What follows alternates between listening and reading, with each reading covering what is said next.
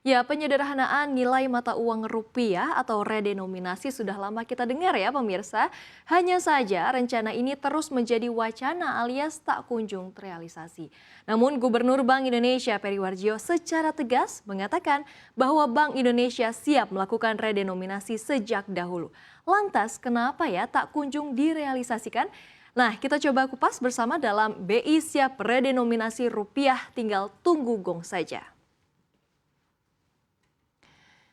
Ya, kalau kita lihat dulu asal-usulnya pemirsa pada pertengahan 2013 lalu, sebetulnya Kementerian Keuangan sempat mengeluarkan ilustrasi uang hasil redenominasi rupiah. Digambarkan memiliki desain gambar yang berbeda meski warna dasarnya sama begitu ya. Selain itu 3 angka 0 dihilangkan setelah mengalami penyederhanaan sehingga Rp100.000 ini tertulis menjadi Rp100. Rencana redenominasi rupiah yang timbul tenggelam ini kembali mencuat nih ke pembukaan setelah pada 29 Juni 2020 lalu Menteri Keuangan Sri Mulyani menekan Peraturan Menteri Keuangan nomor 77 PMK nomor 1 tahun 2020 tentang rencana strategis Kementerian Keuangan tahun 2020 hingga 2024. Nah, dalam Permenkeu tersebut rencana penyederhanaan nilai rupiah masuk jadi salah satu RUU program legislasi nasional jangka menengah dan ditargetkan selesai antara tahun 2021 hingga 2024. Sebetulnya pemerintah Indonesia pernah nih melakukan redenominasi rupiah pada tahun 1965. BI menerbitkan pecahan Rp1 yang setara dengan Rp1.000 yang tujuannya adalah mewujudkan kesatuan moneter di wilayah Indonesia. Nah, isu redenominasi ini muncul kembali nih saat rapat Dewan Gubernur bulanan bulan Juni 2023, di mana Peri Warjio mengungkapkan BI telah menyiapkan desain hingga tahapan implementasi, akan tetapi landasan hukum kebijakan harus disepakati oleh pemerintah dan juga Dewan Perwakilan Rakyat. Sehingga Peri Warjio juga meminta bahwa masyarakat harus bersabar terlebih dahulu. Kita lihat slide selanjutnya. Nah, ini harus ada yang kita luruskan bersama ya pemirsa bahwa redenominasi bukanlah pemotongan uang. Berdasarkan siaran pers Bank Indonesia nomor 12, redenominasi adalah penyetaraan nilai rupiah. Dalam redenominasi, baik nilai uang maupun nilai barangnya ini hanya dihilangkan beberapa angka nolnya saja.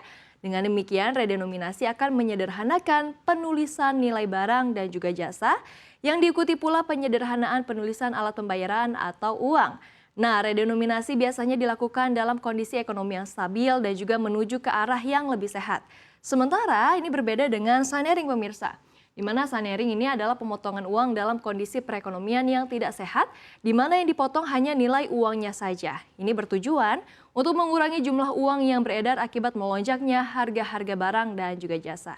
Nah, menurut buku sejarah Bank Indonesia pada tahun 1959, pemerintah ini pernah melakukan sunering dengan menurunkan nilai uang pecahan Rp500 dan juga Rp1.000 menjadi Rp50 dan Rp100. Dampaknya ini terjadi kekacauan dan kepanikan dalam masyarakat. Nah, kalau redenominasi apa ya kira-kira dampaknya? Gubernur Bank Indonesia periode 2013 hingga 2018 Agus Martowardoyo menyebutkan bahwa penyederhanaan bertujuan untuk membuat mata uang ini terlihat lebih efisien. Ya, lalu juga makin berdaulat dan bergengsi. Dengan mengurangi nilai nol, maka efisiensi dan aktivitas ekonomi semakin simpel sehingga rupiah bisa sejajar dengan mata uang negara lain di dunia. Lalu kita lihat urgensi lainnya adalah untuk waktu percepatan waktu transaksi, ya. Kemudian juga berkurangnya resiko human error dan efisiensi pencantuman harga barang dan jasa karena sederhananya jumlah digit rupiah. Tapi redenominasi hadir bukan tanpa ada hal-hal yang perlu diperhatikan pemirsa. Misalnya akan memberikan kerugian nih pada meningkatnya biaya pencetakan uang baru. Kemudian ada biaya sosialisasi dan jika timingnya salah saat pemberlakuan implementasi kebijakan tersebut, dampaknya bisa negatif seperti inflasi akan melonjak. Kita lihat slide selanjutnya pemirsa. Ya, redenominasi ini sudah pernah dilakukan oleh sejumlah negara. Ada negara yang sukses dalam menerapkannya dan ada juga negara yang gagal hingga berdampak pada perekonomian negara itu sendiri. Pada tahun 2005, Turki menerapkan redenominasi. Mata uang lira dengan kode TL dikonversi dengan menghilangkan 6 angka 0 menjadi lira baru dengan kode YTL. Penerapannya dilakukan dengan sangat hati-hati dan memperhatikan stabilitas perekonomian dalam negeri dan prosesnya selama 7 tahun. Selama tahap redenominasi, keadaan perekonomian tetap terjaga dan inflasi Turki pada tahun 2005 hingga 2009 juga tetap stabil di kisaran 8 hingga 9%. Namun tidak semua negara berhasil menerapkan redenominasi seperti Turki. Negara lain yang melakukan redenominasi adalah Brasil. Ya, di mana Brasil melakukan redenominasi sebanyak 6 kali, pertama pada tahun 1986. Negeri Samba ini melakukan pemangkasan nol dalam mata uangnya. Namun Brasil gagal dan kembali mengulang kebijakan pada tahun 1984. Brasil melakukan penyederhanaan mata uangnya dari Cruzeiro menjadi Cruzado. Namun mata uangnya justru terdepresiasi secara tajam terhadap dolar Amerika Serikat hingga mencapai ribuan cruzado untuk setiap dolar Amerika Serikat. Kegagalan ini dikarenakan pemerintah Brasil tidak mampu mengelola inflasi yang mencapai 500% per tahun. Kemudian kita lihat negara selanjutnya yang juga pernah melakukan redenominasi. Yang ketiga adalah Rusia. 1.000 rubel lama kini bernilai menjadi 1 rubel baru. Namun redenominasi ini gagal karena masyarakat menganggap kebijakan ini secara tidak langsung telah merampok kekayaan rakyat.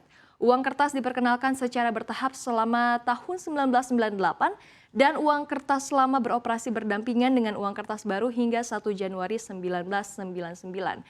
Dan pada tahun 2009, pemirsa, tepatnya pada tanggal 30 November, pemerintah Korea Utara meredenominasi ulang mata uang won dan memberlakukan pembatasan jumlah uang kertas lama yang dapat ditukar dengan uang kertas baru.